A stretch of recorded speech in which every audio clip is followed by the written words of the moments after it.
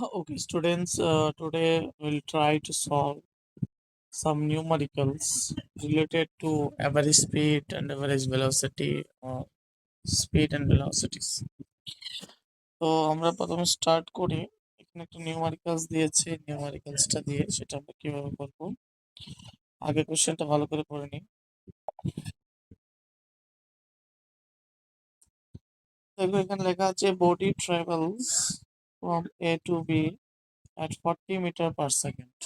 মানে একটা বডি, একটা বস্তু এ থেকে বি পয়েন্টে 40 মিটার পার সেকেন্ড ভেলোসিটি নিয়ে সে মুভমেন্ট করছে, and from B to A at 60 metre per second, এবং সে আবার বি বিন্দু থেকে এ বিন্দুতে 60 মিটার পার সেকেন্ড বেগে সে আবার ফিরে আসলো। Calculate the average speed and average velocity. তোমাকে বের করতে হবে তার অ্যাভারেজ স্পিড কত এবং অ্যাভারেজ ভেলোসিটি কত। তো এখানে যদি কোশ্চেনটাকে যদি আমি একটু ডায়াগ্রাম আকারে বুঝি, যে আমার কাছে একটা অবজেক্ট আছে পয়েন্ট এ, আর একটা পয়েন্ট হচ্ছে বি।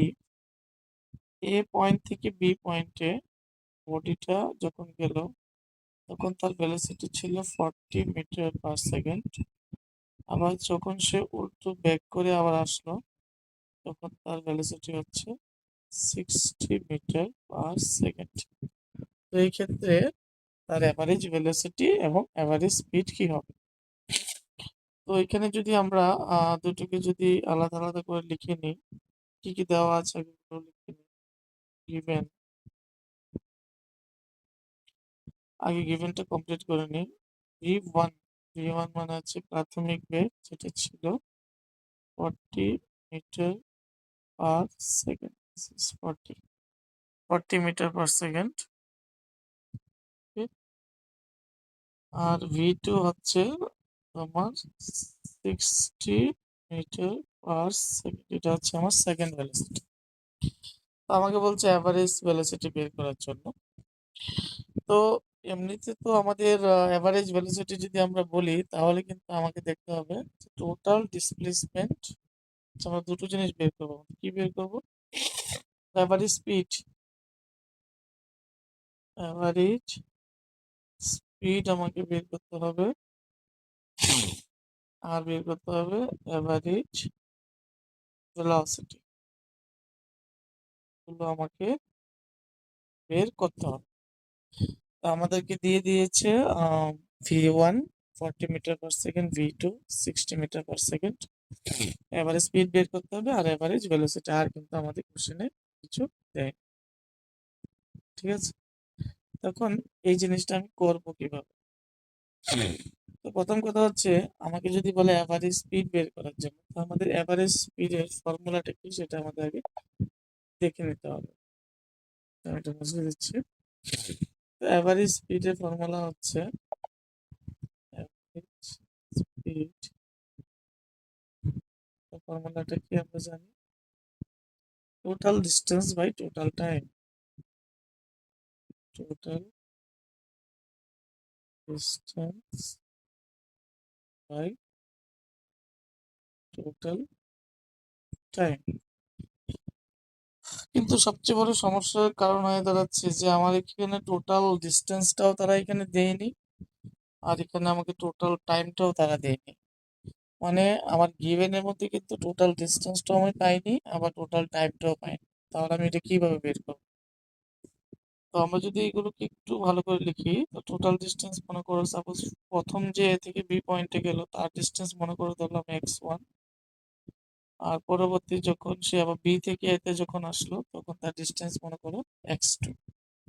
তো গাড়িটা কিন্তু অ্যাকচুয়ালি দুটো ডিস্টেন্স ট্রাভেল করছে, প্রথম এ পয়েন্ট টু বি পয়েন্ট পর্যন্ত গেল, সাপোজ ধরে নিলাম আমরা x1, আর বি থেকে এতে আসলো মনে করো x2। তাহলে আমার টোটাল ডিস্টেন্স কত হলো? x1 plus x2। আর টাইম কত হবে? t1 প্লাস t2, মানে যেতে সময় লেগেছে তার t1 এবং আসতে সময় লাগলো t2। এখন কিন্তু আমার বেসিক ফর্মুলাটা কিন্তু আমি লিখে নিলাম, total distance by total time. Total distance হচ্ছে x1 প্লাস x2, আর টোটাল টাইম হচ্ছে t1 প্লাস t2।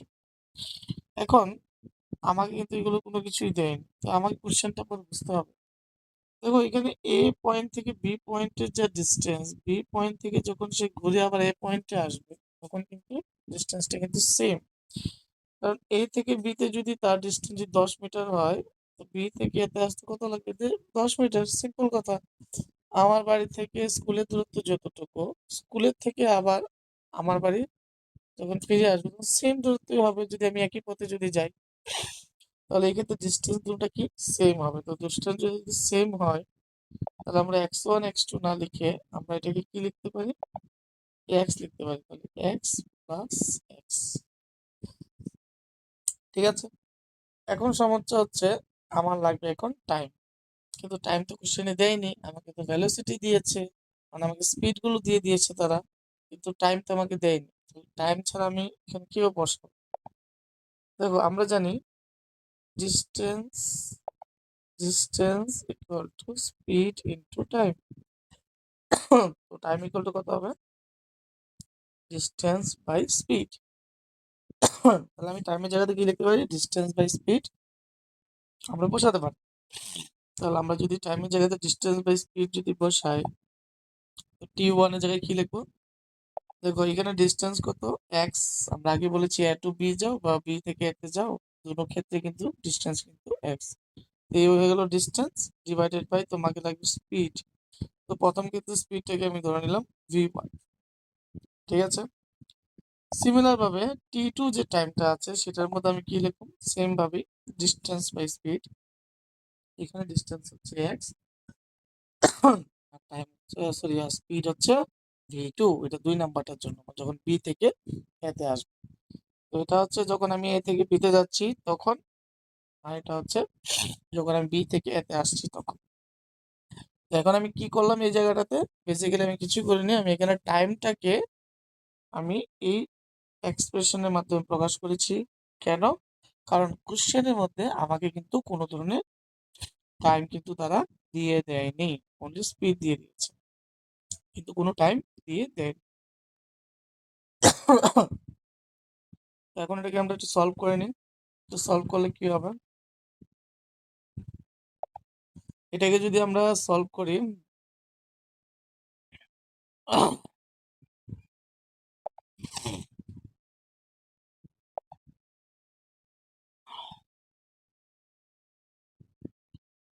উপরে যদি আমি যোগ করি তাহলে কত হবে? x প্লাস x হবে 2x। আর নিচে যদি করি তাহলে আমাকে এক্সটাকে কমন নিয়ে নিই। এক্সটাকে যদি আমি কমন নিয়ে নিই তাহলে আমার কি আসবে? 1/1 প্লাস 1/2। এখানে x এ কেটে দেয়, তাহলে 2 আসলো। আর নিচে দেখো আমি যদি এলসিএম করি তাহলে v1 v2, তো এদিকে আসবে v2 প্লাস v1। এটা আমরা জানি এলসিএম বা লসাগু। নিচে v1 v2 চলে আসছে, তো v1 v1 চলে গেল, তো প্রথমটাতে আসলো v2, ওটাতে v1। তো v1 v2 কে উপরে তুলে দিই, তাহলে কত আসবে? 2 v1 v2 বাই প্লাস। তাহলে আমি এখানে একটা অ্যাভারেজ স্পিডের ডাইরেক্ট একটা ফর্মুলা আমি বের করে নিলাম, যেখানে যদি ডিস্টেন্স যদি ইকুয়াল যদি থাকে, যেমন এক্ষেত্রে এ পয়েন্ট এবং বি পয়েন্ট, এই ক্ষেত্রে যেতে যে পরিমাণে ডিস্টেন্স, আসতেও যদি সেম পরিমাণে ডিস্টেন্স যদি থাকে, যেতে যে পরিমাণে ডিস্টেন্স, আসতেও যদি সেম পরিমাণে ডিস্টেন্স থাকে, অথবা আমার যে দূরত্বগুলো আমি অতিক্রম করব সেগুলো ডিস্টেন্সগুলো যদি সেম থাকে, ডিস্টেন্সগুলো যদি সেম থাকে এবং কোশ্চেনের মধ্যে যদি শুধুমাত্র স্পিড দিয়ে দেয়, কি বললাম? যে ডিস্টেন্স গুলো যদি সেম থাকে, যতগুলো ডিস্টেন্স দেবে এই ডিস্টেন্স গুলো যদি সেম থাকে, ডিস্টেন্স যদি সেম থাকে আর স্পিড যদি কোশ্চেনে দিয়ে দেয়, ডিস্টেন্স গুলো সেম থাকে এবং স্পিড যদি কোশ্চেনে দিয়ে দেয়, তাহলে আমরা ডাইরেক্টলি এতগুলো কিছু না করে ডাইরেক্টলি আমরা এই ফর্মুলাটার মধ্যে ডাইরেক্টলি ভ্যালুটা বসিয়ে অঙ্কটা করে নিতে পারবো। এটার জন্য আমাকে আর বড় করে এতগুলো ক্যালকুলেশন করতে হবে না, আমি ডাইরেক্টলি বসাতে পারবো। কিন্তু কন্ডিশনটা হচ্ছে তখনই যে আমার যদি কোশ্চেনটা পড়ে যদি আমি দেখি ডিস্টেন্সটা সেম, আমি কিভাবে বুঝলাম ডিস্টেন্সটা সেম?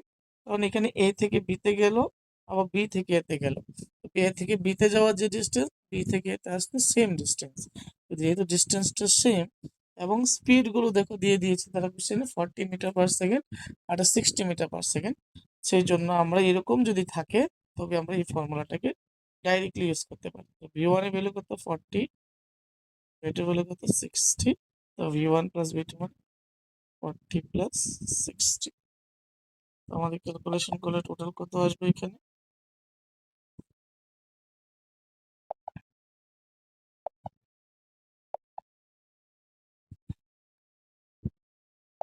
নিচে চলে আসলো 100। এগুলো তোমরা গুণ করবে না, হ্যাঁ, এগুলো কাটাকাটি চলে যায় তো, গুণ করলে আবার পরিশ্রমটা আবার সেই জায়গাতে চলে আসবে। শূন্য শূন্য কেটে নিলাম, এখানে শূন্য শূন্য কেটে নিলাম, তাহলে আমার কত আসলো 4 × 8, 6 হচ্ছে 48 মিটার/সেকেন্ড। আমাদের এভারেজ স্পিড চলে আসলো 48 মিটার/সেকেন্ড। ঠিক আছে, ওকে, একটা কোশ্চেন অ্যান্সার হয়ে গেছে। এখন আমাদের বের করতে হবে average velocity. Average velocity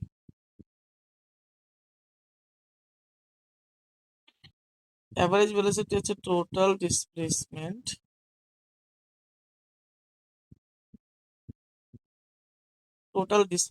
by total time. দেখো আগেরটাতে ছিল টোটাল ডিস্টেন্স, কিন্তু এখন আসছে ডিসপ্লেসমেন্ট। তো ডিসপ্লেসমেন্ট এখানে কত হবে? দেখো এ পয়েন্ট থেকে গেলাম বি পয়েন্টে, আবার বি পয়েন্টে ফিরে আসলাম, তো এখানে টোটাল ডিসপ্লেসমেন্ট কত হবে? অবভিয়াসলি 0। দ্যাট ইজ আমি ডাইরেক্টলি লিখতে পারি এক্স মাইনাস এক্স, কারণ টোটাল ডিসপ্লেসমেন্টটা মানে যেখান থেকে আমি স্টার্ট করলাম আবার সেখানে যদি ফিরে আসি তাহলে আমার টোটাল ডিসপ্লেসমেন্ট কত? 0। x2 মাইনাস x1 হচ্ছে আমার ফর্মুলা, তো x2 আর x1 তো সেম। আচ্ছা আমি লিখি করছি, তাহলে x2 মাইনাস x1 এটা আমার ফর্মুলা, আর টাইম লিখলাম t2 মাইনাস t1। তো x2 মাইনাস x1 তো আমরা জানি যে দুটোটার ডিস্টেন্স যেহেতু সেম, তাহলে আমরা লিখতে পারি x2 এর জায়গাতেও x ডিস্টেন্স, x1 এর জায়গাতেও x, কারণ দুটোটায় যাওয়া এবং আসা সেম। আর টোটাল টাইম আমরা লিখে দিলাম, সাপোজ t2 মাইনাস t1 লিখে দিই, এখানে তো আমাদের কিছু বসাতেই হবে না। ঠিক আছে, তাহলে এটা কত আসলো? এটা আসলো 0/t2 minus t1, 0/something equal to কত আসবে? 0 মিটার/সেকেন্ড।